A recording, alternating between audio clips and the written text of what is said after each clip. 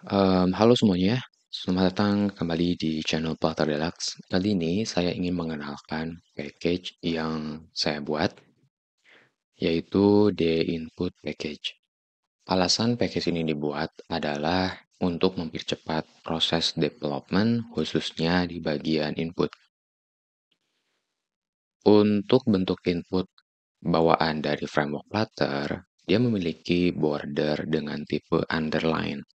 Nah, namun biasanya di desain UI UX modern saat kini sering menggunakan tipe border yang meliputi seluruh sisi. Jadi bukan yang underline, tapi bentuknya outline gitu. Nah, terus ada juga keterbatasan kalau di bagian basic bentuknya ya, bentuk input dari bawaan Flutter itu agak susah di bagian kustomisasi icon inputnya, entah itu di bagian prefix atau di bagian suffix-nya. Oleh karenanya saya bikin package ini gitu untuk lebih mudah kustomisasi dan mengikuti standar minimumnya terkait UI UX yang sekarang ini yang sering dipakai gitu. Oke, kita lihat aja langsung ke bagian part-nya. Secara umum basic penggunaan dari package ini dia memiliki part bagian title, jadi kalian bisa kustomisasi untuk bagian title-nya. Kemudian ada bagian box. Di bagian box ini kalian bisa mengedit atau nge-style di bagian box spec-nya. Kemudian ada bagian intinya yaitu di bagian input spec. Untuk bagian border di bagian box dan di bagian input, saya sudah bikin eh, penghubungnya menggunakan focus node. Jadi kalau state-nya itu sedang fokus, maka bordernya dia memiliki state tersendiri untuk fokus gitu. Mengikuti keadaan fokus dari inputnya.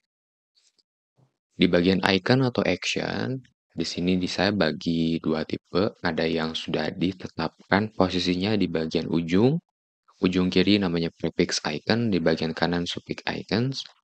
Kalau di antaranya saya bikin properti children yang kalian bisa masukin multi widget custom, bisa juga menggunakan icon spec yang sudah disediakan dari package yang ini. Kalau untuk penggunaan title, contoh kayak gini, ini untuk title yang default, jadi kalian cuman perlu ngedit di bagian teksnya saja, misalkan email, jadi muncul seperti ini, kemudian tinggal ditambahkan styling kalau perlu. Kalau ingin custom, misalkan kalian ingin menambahkan sebuah widget di paling kanan, atau misalkan menambahkan simbol asterisk untuk tanda require dan lain sebagainya, istilahnya custom widget, kalian bisa gunakan properti custom widget yang ada di dalam title spec-nya. Untuk styling box spec, jadi di sini kalian dikasih opsi benar-benar luas terkait nge-styling box inputnya. Di sini bukan input yang memasukkan datanya, tapi ke box-nya yang ngebungkusnya. Kalau kalian perhatikan lagi ke bagian part, di sini yang warna hijau itu adalah box-nya. Kalau yang ungu, di sini adalah inputnya. Nah, untuk meng-styling box, di sini kalian bisa menggunakan properti box. Di sini ada shape border untuk default bordernya, dan ada juga ketika keadaan state-nya itu fokus. Untuk bentuknya, bentuk dari bordernya di sini kalian bisa ngikutin ke shape border dari tipe abstrak yang disediakan Flutter, atau kalian bisa cek ke bagian Flutter Deluxe Page.deb, ke bagian dokumen, kemudian masuk ke bagian decoration.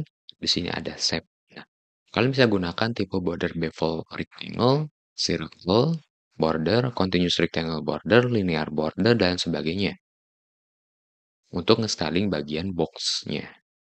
Selanjutnya untuk styling di bagian intinya, yaitu di bagian input. Jadi misalkan kalian perlu ngambil data dari inputnya atau merubah data inputnya, kalian kan perlu controller. Nah, penyimpanannya atau aksesnya di bagian di input spec di sebelah sini. Selanjutnya untuk nge-hide, mengamankan input, kalian bisa gunakan obscure seperti yang ada di input spec. jadi diamankan gitu. Kalian juga bisa nge-styling untuk bagian speak icon untuk nge-trigger perubahan data obscure-nya. Jadi kalau diklik dia muncul, kalau di eh, klik lagi dia nge-hide gitu. Untuk kebutuhan text area seperti ini jadi luas untuk wilayah inputnya bisa menggunakan properti minimum line dan maximum line. Untuk drop down seperti ini, jadi ada pilihan opsinya. Nanti kalian bisa atur-aturnya di bagian drop down spec. Untuk date seperti ini, jadi kalian bisa gunakan package the input date. Jadi kalian nggak perlu lagi bikin fungsi date picker, enggak. Kalian cukup perlu gunakan widget ini untuk ngambil datanya, kalian bisa akses di properti date pick seperti ini. Nanti keambil datanya. Kalau ingin melakukan formatting di dalam widget ini sudah disediakan properti format yang kalian bisa akses dari package intl untuk bikin custom format kalian sendiri terkait date. Selanjutnya untuk time. Di sini untuk time juga sama, kalian cukup gunakan widget ini untuk handle pickernya sudah disediakan, jadi tinggal pakai saja di sini untuk ngambil data waktunya. Untuk input file, di sini kalian bisa gunakan widget input file. Untuk akses filenya bisa ambil dari properti pick file yang diambil seperti ini. Nah, di sini juga sudah disediakan untuk picture-nya di dalam widget, jadi kalian nggak perlu setting lagi. Tapi kalau misalkan kalian ingin bikin skema singleton terkait instance dari picker-nya, kalian bisa gunakan dari package file picker, kemudian kirim data instance-nya. Jadi di sini kalian bikin dulu objek instance singleton-nya, kemudian dikirim ke widget-nya. Jadi untuk picker menggunakan single instance gitu. Untuk image, di sini untuk view-nya juga sudah disediakan dan ada opsi untuk menampilkan dan nge-hide si gambarnya. Jadi sudah benar-benar tinggal pakai saja sama kalian. Untuk ngambil gambar, tinggal akses aja ke properti image pic gitu. Kalau misalkan kalian ingin custom view, sudah ada disediakan properti image view untuk custom view-nya gitu. Contohnya seperti ini, kalian tinggal gunakan saja properti image view kayak gitu. Selanjutnya untuk yang multi image, sini sudah disediakan juga ada opsi yang datanya itu sudah di-handle. Jadi kalian tinggal gunakan aja di sini properti-properti yang sediakan. Ada on pick, ada on change, ada on delete juga. Jadi kalau misalkan di sini ada button untuk milih gambar multi yang fungsinya nge-replace yang sudah ada di list, dan ada juga ngambil multi image yang nanti akan ditambahkan ke list image. Kayak gitu. Kalau misalkan kalian ingin custom terkait image-nya, di sini sudah disediakan juga lewat image view, dan datanya sudah ada. Jadi datanya ini meskipun kalian gunakan custom view, tapi datanya sudah disediakan. Tinggal pakai saja. Gitu.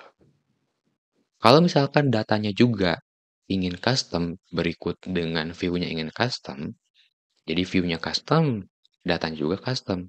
Bisa juga. Kalian tinggal gunakan widget the input multi image ini. Nah, gunakan properti onPick untuk ngambil gambar, terus kalian nanti tinggal bikin data variable atau state manajemennya sendiri. Contoh di sini pakai value notifier, ambil datanya dari onPick untuk ditambahkan ataupun di replace. Kemudian untuk bagian di sini kalian bisa custom juga.